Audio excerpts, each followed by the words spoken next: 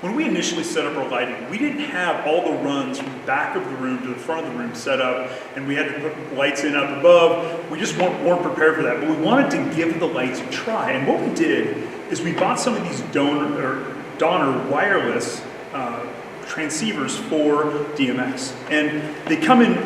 They usually come in kits, and you can get receivers or transmitters, and they look kind of like this. What you can see here is you have in this case, it's I believe a receiver that you would plug in, and then you have a power device.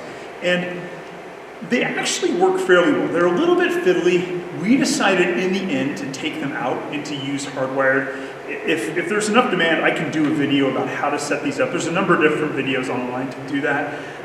But again, I don't know that I would rely on them week in and week out. And the reason I wouldn't is because the transmitter that you set up and the receivers have to seem to need to be powered on in a particular order.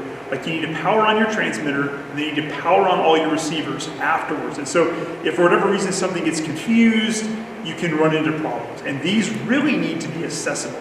However, what we did is for the lights that are up on the ceiling, we placed these things and we just dangled them down, because you think about it, all this has to be is attached to the very first light. And so instead of attaching it to the light, we actually attached it to a cable attached to the first light.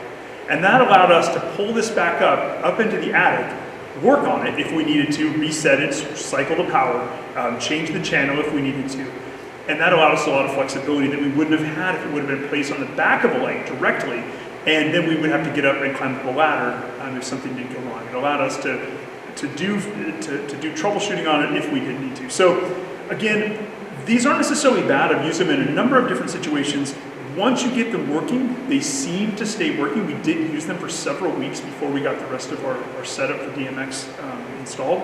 Again, in a pinch, and especially if you needed to put something, if you had a short-term thing, maybe for a month or two, that, hey, if it didn't come on or something happened, it wasn't going to be the end of the world, especially for set lighting, these would be a great option when you didn't have a DMX drop there that was close.